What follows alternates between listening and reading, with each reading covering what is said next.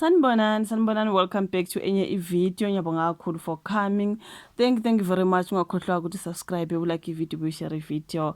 So, sikhulumeni ngobhuti Floyd Shivambu esazile ukuthi namhlanje ube ne-press briefing around 12 emini. In case you're watching the video sekusasa or so.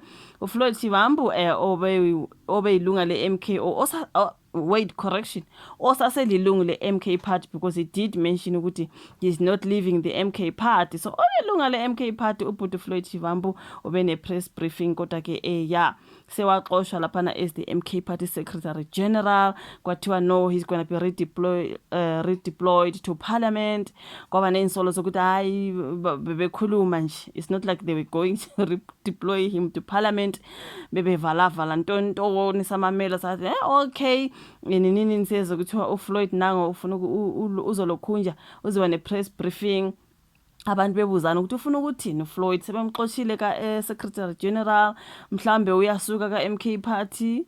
Is either bayamxosha or mhlawumbe uyavalelisa, mhlawumbe ufuna ukuzosho ukuthi ubuyela ka-EFF, mhlawumbe ufuna ukuzosho ukuthi uvule lakhe iqembu. What is happening? Abantu bebeyibuza imibuzo eminingi ngalolo daba lokuthi uFloyd Shivambu uzoba ne-press briefing. Ngathi hayi ngizoke ngibone, ngiyibukile emini nethi bengiyibhizi bafethu kodwa ngiyibukile i-press briefing and man bato Shivambu uzoqhubeka ke kwi-MK nakube pheka ke ibhodwe lakhe. So asazi ukuthi uyoqala elinye iqembu. Sazi kuningi kodwa amaqembu epolitics nawo athanda ukuba maningi bafethu like hayibo kanti mangaki lamaqembu epolitics nabo Floyd sebezoqala wabo. Asazi asifunde lapha mabetodiliziwe ke kwesokuba unobhala jikele we-MK party umnumzane Floyd Shivambu uzoqhubeka nokuba ilungu leqembu yize ke ephezulu kwezinhlelo zokuqala inhlangano entsha. So uShivambu uthe angeke asule kube nelungu le-MK yize ke seqale uhlelo lokubuza abantu bakuleli ukuthi ngabe kufanele yini asungule iqembu lezepolitiki elizoncintisana ne-MK party okhethweni lohulumeni basekhaya oluzokuba ngonyaka ozayo.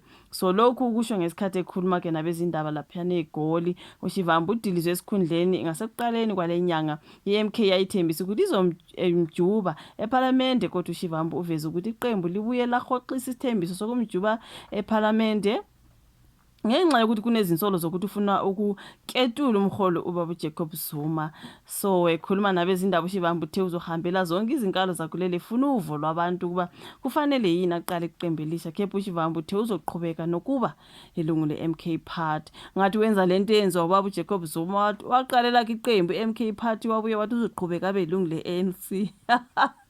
Like he's learning from the best, I guess. Like honestly ubaba nawenza njalo bafethu wala kusula ka-ANC basebemlwisa ukuthi akasula akaphume wala wathi uzoqhubeka kuba ilungu le-ANC.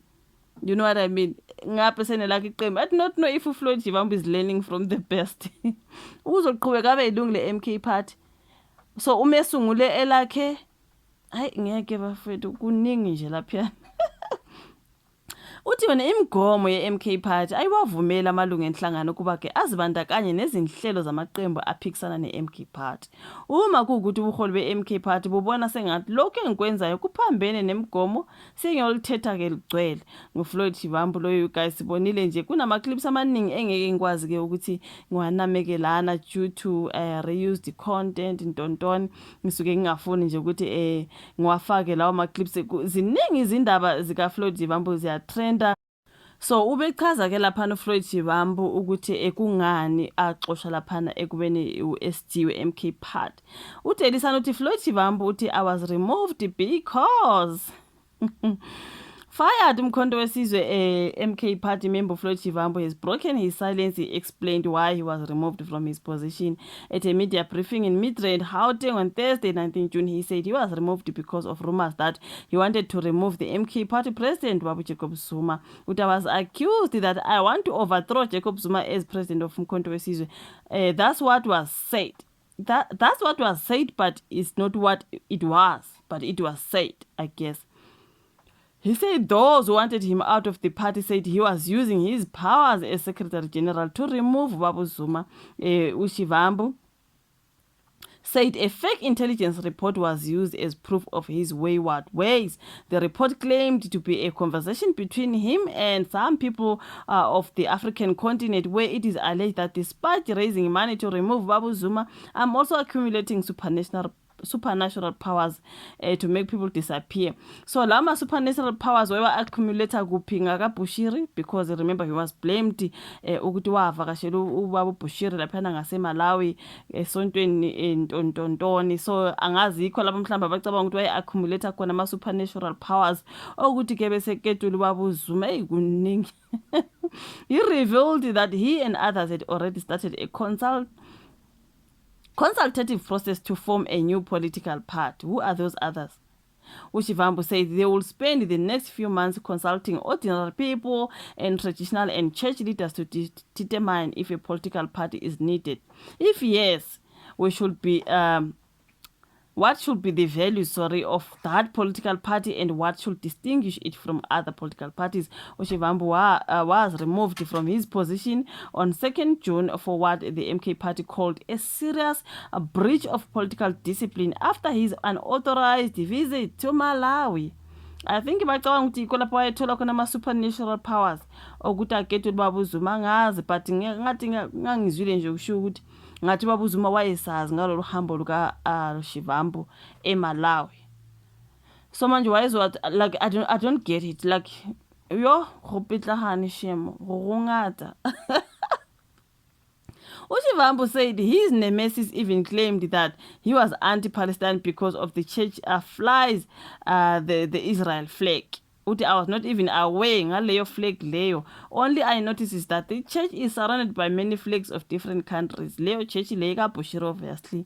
uShivambu, despite the move to go around listening to people on the possible formation of the new political party, he remains a member of the MK party. If the MK party believes that listening to people violates the constitution, warrants expulsion, so be it. nguFloyd Shivambu loyo angazi bafethu kuningi okushiwo nje laphana uButi Floyd kune press briefing.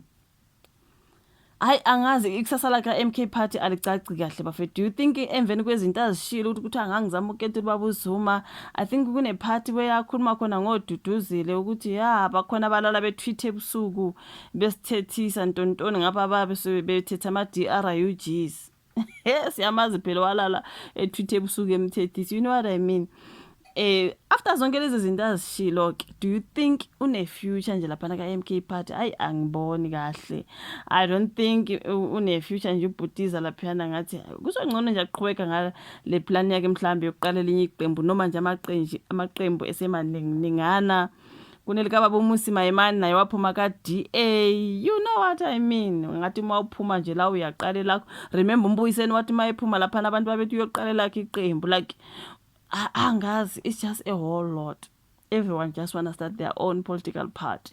Azoba mangaki? That's the question. I'm like, I do not know bafethu. Khona ke uFloyd Shivambu akuchazile kule press briefing udaba lokuqala iparty entsha ukuthi wasuselwane laphana nazo zonke lezi zinto. Kune party where he mentions ukuthi EFF is a cult. I'm like, hey bazalwane, hayi kuningi shem. But anyways, ngiyabonga umuntu mamela ivideo, sizoqhubeka ke siza ukuthi kuqhubekani ngoFloyd Shivambu njengoba ethi uzoqhubeka belungile MK party. Emva kwazo zonke lezi inkulumo ngiyacabanga ukuthi my brother, are you going to manage?